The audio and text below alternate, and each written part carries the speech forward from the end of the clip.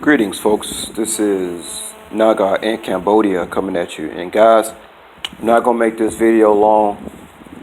Most of you guys listen to my videos. I'm very clear cut and concise about what I have to say.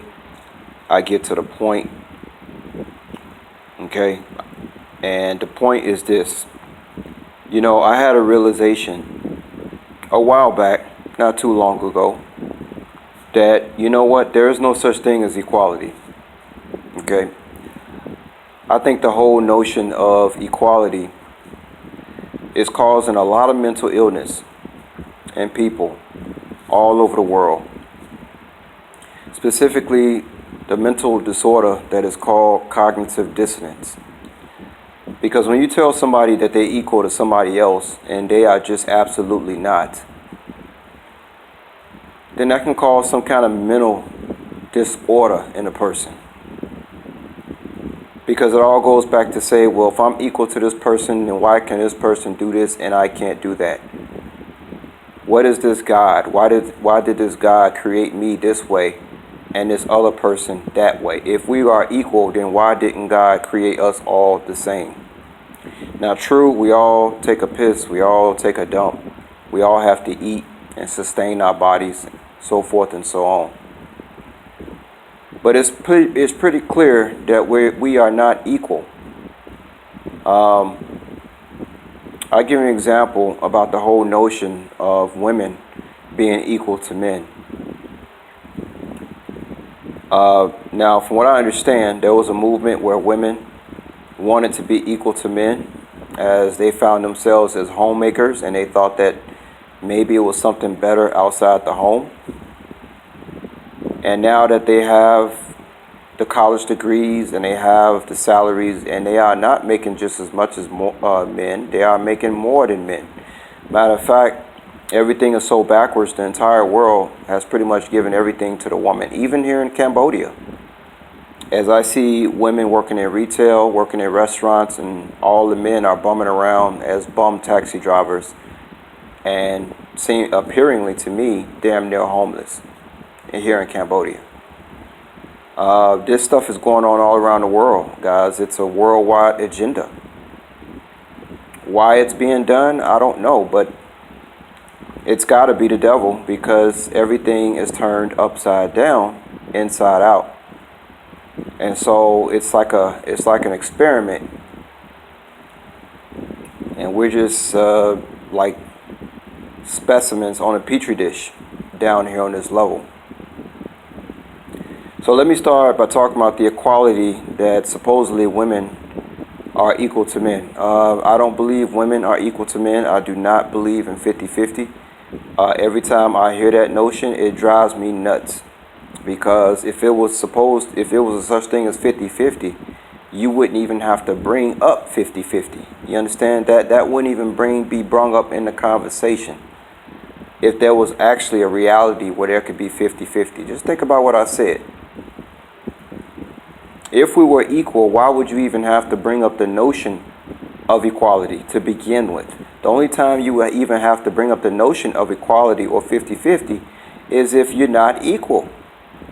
You see how the mental illness comes in? With it, the cognitive dissonance. I'm 5'11", 150 pounds. I am not equal to a man who's 6'6", 230 pounds. I'm not going to pretend to be. I'm not going to get in the ring and say, you know what, we're equal, unless I'm preparing to get my ass whooped. Unless I have some kind of technical training in Kung Fu, which I don't. I'm not going to pretend that I'm equal because the cognitive dissonance is going to set in when I step inside that ring and behold the man that I'm about to face, that I claim that I'm equal to and that I have just the same equal shot of beating him. And then that's when the mental illness and the mental disorder will come into place and you'll see the outcome of that. Now, the thing with women, especially in the western side of the world, that really, really bothers me, and millions of other men in the western nations, I am sure,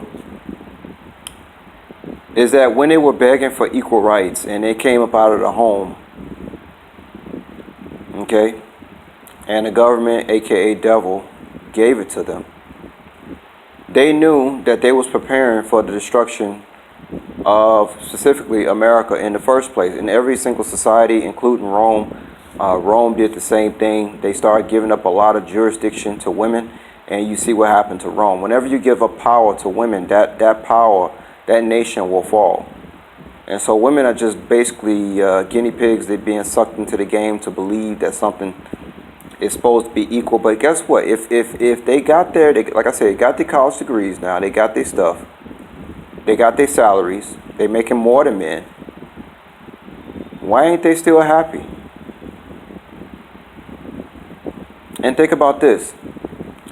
If it was a such thing as 50-50 and equality between men and women, once she got her college degree and got her salary and she is now the breadwinner of the family, why is she asking to have a husband that makes more money than her? Does that make any sense? Think about that.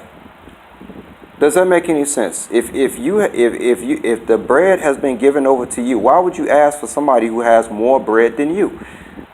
Did the men ask you for more bread when you were homemakers and we were bringing home the money? Did we say we want a woman that makes more money than? No, we didn't, because we understood that we had roles to play. My job was to be the breadwinner and your job was to be a homemaker. It would be ridiculous for a man to be a breadwinner and say, I want a woman that makes more cheddar than I do. That would be just faggotry. See.